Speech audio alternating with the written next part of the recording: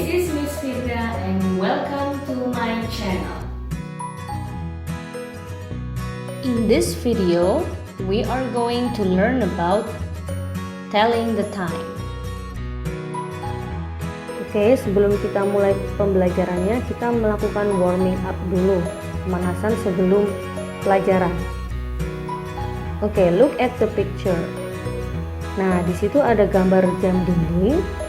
Kira-kira bisakah kalian menebak pukul berapa sekarang?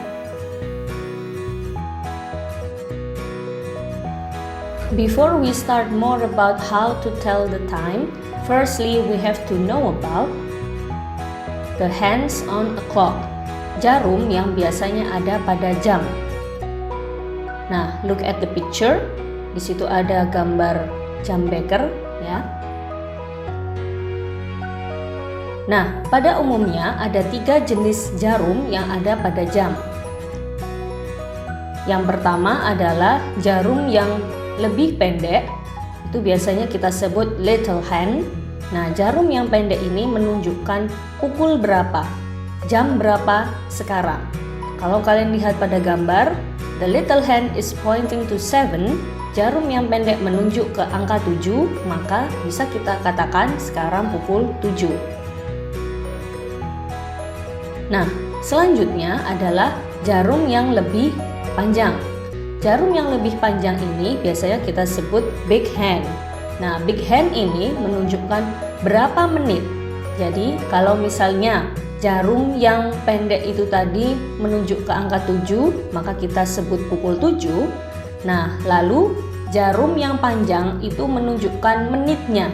Jadi, pukul 7 lewat atau lebih berapa menit. Seperti itu, oke? Nah, dan yang terakhir adalah red hand.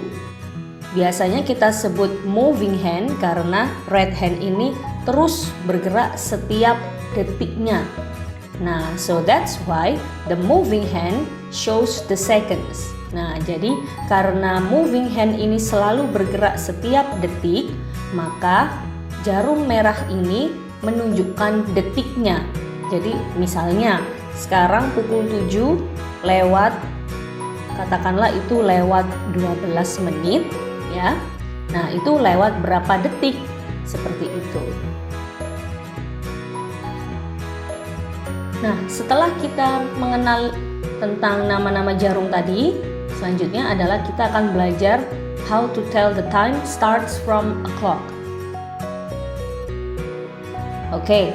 Nah, a clock di sini menunjukkan bahwa dia adalah pukul berapa tepat, pas. Jadi ketika jarum yang panjang, big hand, itu menunjuk ke angka 12, maka kita bilang a clock. Coba perhatikan contohnya. Nah, di situ ada jam yang menunjukkan pukul 10, so we say it's 10 o'clock. Sekarang pukul 10 tepat atau 10 pas, tidak kurang, tidak lebih, karena jarum yang panjang menunjuk ke angka 12. Kita lihat contoh selanjutnya. Nah, kira-kira jarum pendeknya di angka berapa? Oke, good. Jarum pendek juga menunjuk di angka 12. Begitu juga dengan jarum panjangnya menunjuk di angka 12. So we say it's 12 o'clock.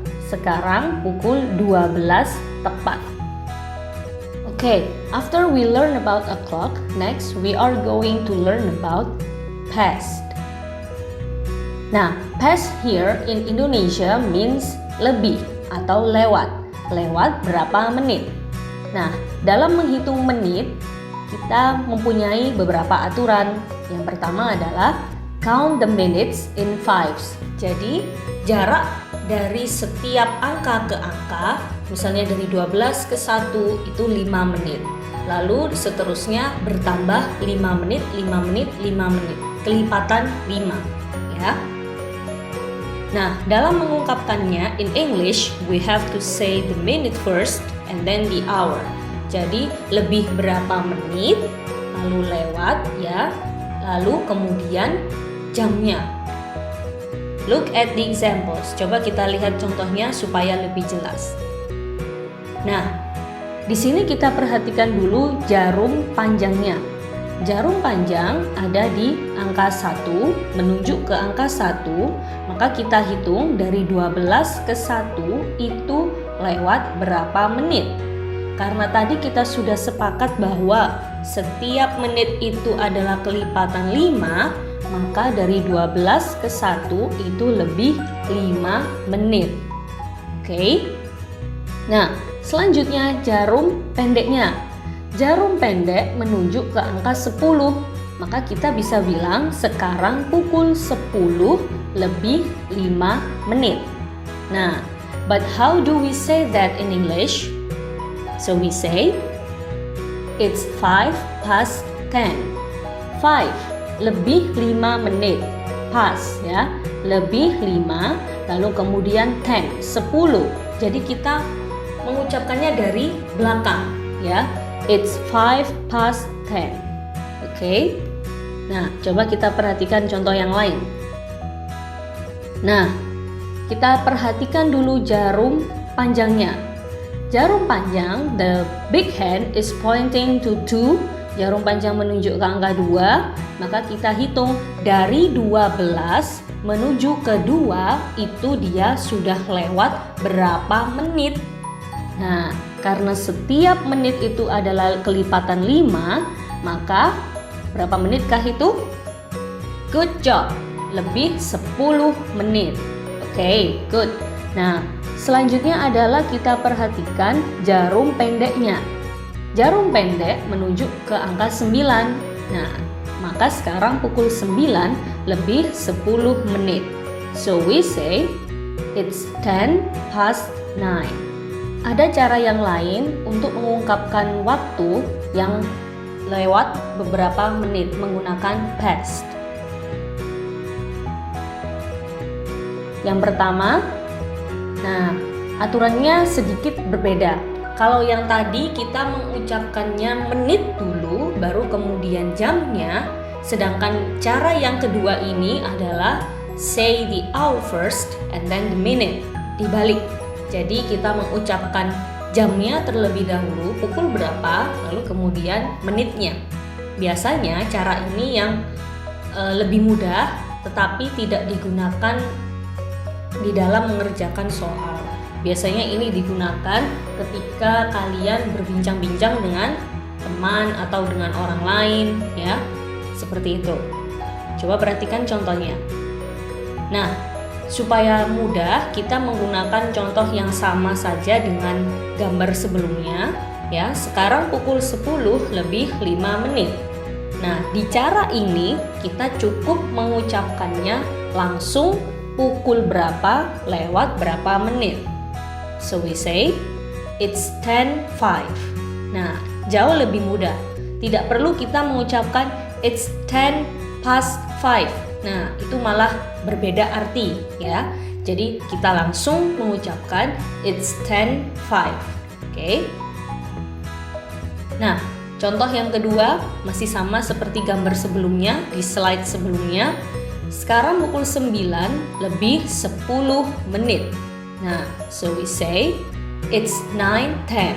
Nah, lebih simple, lebih mudah, tetapi ini tidak digunakan untuk mengerjakan soal ya, atau PH. Jadi jika nanti ada soal kalian menjawabnya seperti ini, nilainya kurang bagus ya. Nah, hati-hati, biasanya ada di antara kalian yang terkecoh ketika menggunakan cara seperti ini. Misalnya kita lihat contoh yang kedua ya. Nah, itu kan pukul 9 lebih 10 menit ya kan. Nah, jarum panjangnya kan menunjuk di angka 2 tuh.